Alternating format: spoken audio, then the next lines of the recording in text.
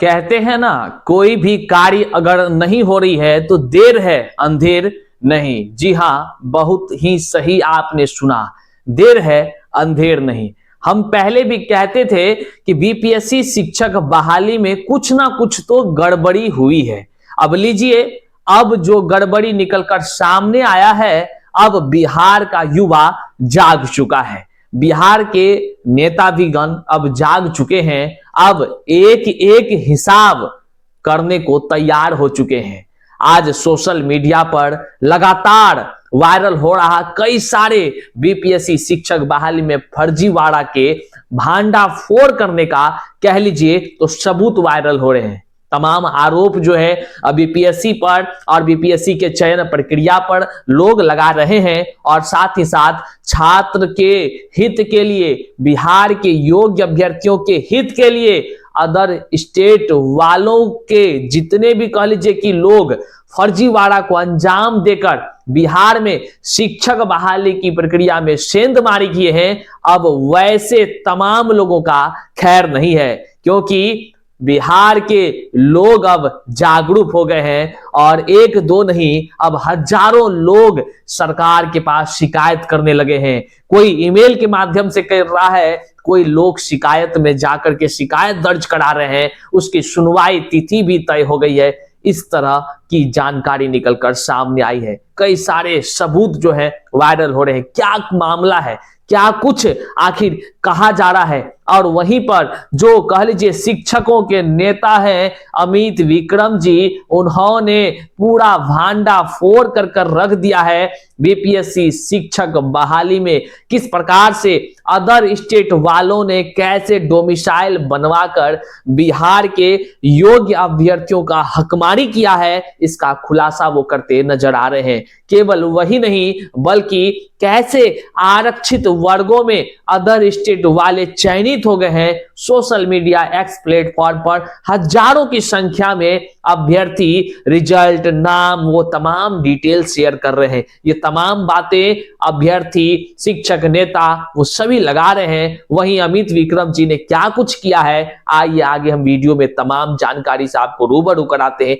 क्या खुलासे हुए हैं, इसका प्रभाव क्या हो सकता है, हजारों की संख्या में कैसे जो लोग सेंधमारी किया है उसका एक एक करके कह लीजिए हिसाब बड़ा ही गड़बड़ अब होने वाला है। तमाम चीजों पर हम बातचीत करेंगे आज के इस वीडियो में। करते हैं वीडियो को शुरू से पहले। नमस्कार, मैं हूं हरे कृष्ण प्रकाश और आप देख रहे हैं साहित्य आजकल। साहित्य आजकल का मतलब ही है वह सच्चाई जो जाननी आपके लिए है बेहद आवश्यक। साथियों, चैनल पर नए हैं तो नीचे सब्सक्राइब का बटन है, सब्सक्राइब कर लीजिएगा, ज्वाइन का बटन है, ज्वाइन कर लीजिएगा और अपने तमाम साथियों तक एक बार जरूर शेयर कर दीजिएगा। शेयर इसलिए भी करिएगा क्योंकि लोग आपको असफल समझते हैं और कहते हैं टीआरई 1 हो गया, टीआरई 2 हो गया, टीआरई 3 हो गया, तुम्हारी बहाली क्यों नहीं हुई? तो देख लीजिए जो खुलासे आज सोशल मीडिया पर हुए हैं और इसको लेकर की विभागीय कार्रवाई के लिए भी अग्रसर हो गई है, अग्रसर तमाम वो कागजे हो गई है। क्या कुछ है सब खुलासे, और आप देख लीजिएगा कि आपके अयोग्य होने के पीछे असली सच्चाई क्या है। करते हैं सीधे मुद्दे की बात। देखिए,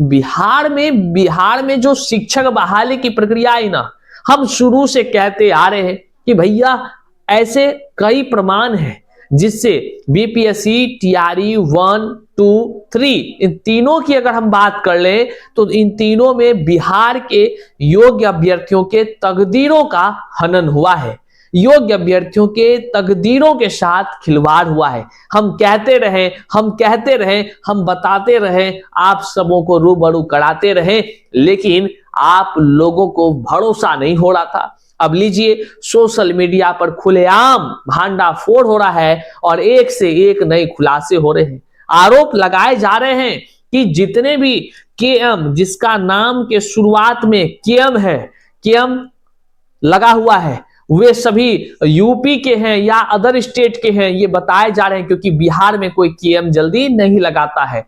तो बिहार से बाहर वाले। लेकिन सोशल मीडिया पर जो दिखाए जा रहे प्रमाण हैं, तमाम पीडीएफ का लिस्ट है, आपको हम बारी बारी से भी दिखाएंगे कि वो कोई एक व्यक्ति नहीं, बल्कि सोशल मीडिया पर कह लीजिए तो बाढ़ सा आ गया है। यह भांडाफोड़, यह खुलासे का परत दर परत हर अभ्यर्थी, हर नेता, हर शिक्षक लिख रहे हैं, जो अभ्यर्थी हैं वो लिख रहे हैं कि देखिए ये कैसे हो गया। मतलब समझ रहे हैं क्या मामला है, सीधे तौर पर आप समझिए, ओल झोल का टेंशन नहीं लेना है। सीधा मसला है कि केएम जिसके नाम के आगे लगा है, प्रायः देखा जाता है कि अदर स्टेट वाले लगाते हैं, खास करके यूपी से जो होते हैं वे लोग। देखिए, तकलीफ किसी अभ्यर्थी या शिक्षक नेताओं को किसी यूपी वाले, झारखंड वाले या किसी अन्य स्टेट वालों से नहीं है। तकलीफ है बिहार के उस सिस्टम से जो कह लीजिए कि सेंधमारी में कह लीजिए कि होने दे दिया, या करने का जो प्रयास किया उसको करने दे दिया। मतलब समझे, केएम नाम वाला अगर अदर स्टेट के लोग हैं, अगर हम शब्द का प्रयोग कर रहे हैं तो उनका यूआर कैटेगरी में चयन होना था। लेकिन शिक्षक अभ्यर्थियों और नेताओं के तरफ से जो वादे किए जा रहे हैं, जो आरोप लगाए जा रहे हैं, उसमें स्पष्ट तौर पर दिख रहा है कि जो आरक्षित कैटेगरी है, जैसे एससी एसटी हो गया या ओबीसी हो गया, तमाम जितने भी कैटेगरी हैं आरक्षण वाले, आरक्षित वर्ग हैं, उन सबों में अदर स्टेट के हजारों की संख्या में, चाहे मैथ्स की बात करिए, एसएसटी की बात करिए, किसी भी कक्षा 1 से 5, 6 से 8, 9 से 10, 11 से 12, किसी का बात करिए तो उसमें जो है कि केएम वाले, अदर स्टेट वाले आरक्षित वर्ग में भी चयनित होने का कह लीजिए कि दावे किए जा रहे हैं। अब लोगों के तरफ से किया जा रहा है, क्या कुछ कहते हैं।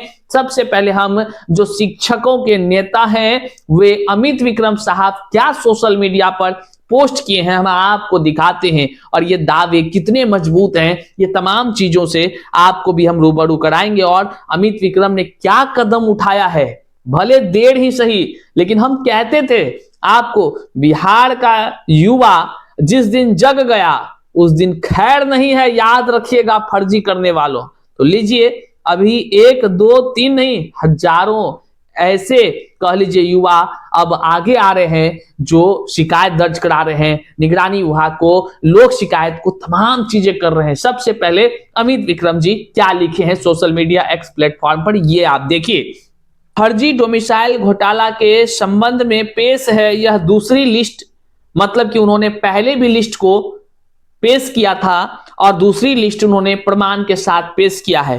टीआरई 3 में क्लास 1 to 5 में चयनित कुछ शिक्षिकाओं की सूची है जिन पर आरोप है कि यह सब उत्तर प्रदेश की लड़कियां हैं, लेकिन इन्होंने बिहार का डोमिसाइल बनवाकर आरक्षण का लाभ लिया है। इनके डोमिसाइल सर्टिफिकेट की जांच हेतु बीपीएससी और विभाग को लिख रहा हूं मैं, ये कहते हुए ये सोशल मीडिया पर पोस्ट करते हैं।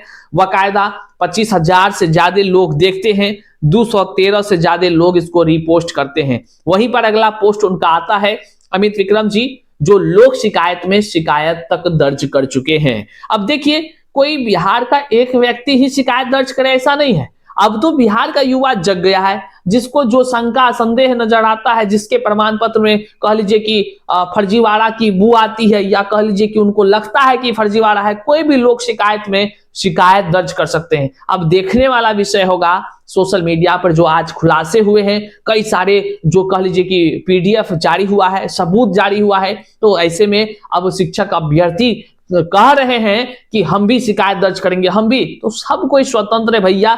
जिसको लगता है कि हाँ कहीं कोई गलती है तो आप लोग शिकायत जा सकते हैं, जैसे कि अमित विक्रम साहब गए हैं। देखिए ये क्या अमित विक्रम साहब पोस्ट किए हैं लोक शिकायत में, जब इन्होंने शिकायत दर्ज कराया। तो डोमिसाइल फर्जीवाड़ा की तत्काल शिकायत हमने शिक्षा विभाग के लोक शिकायत पदाधिकारी से कर दी है, लेकिन हम इतने से चुप नहीं बैठेंगे, इन सब का डिटेल्स निकलवा रहे हैं। सभी के शैक्षणिक प्रशैक्षणिक दस्तावेज सहित इनके जाति आवासीय प्रमाण पत्र निकलवाने के लिए RTI भी किया जा रहा है। बाकायदा वो जो कह लीजिए लोक शिकायत में जो उन्होंने शिकायत दर्ज किया उसका उन्होंने जो है कि प्रूफ भी जारी किया। आप यहाँ स्क्रीन पर देख सकते हैं, परिवादी का नाम है अमित विक्रम और इसकी सुनवाई का तिथि है 28/2/2025 सुबह के 11 बजे। साथियों, सुनवाई का स्थान, वो तमाम बातें इन्होंने लिखा है, इनके तरफ से जो बातें कही गई है, जो चीजें डाली गई है, हम आपको यहाँ दिखा पा रहे हैं।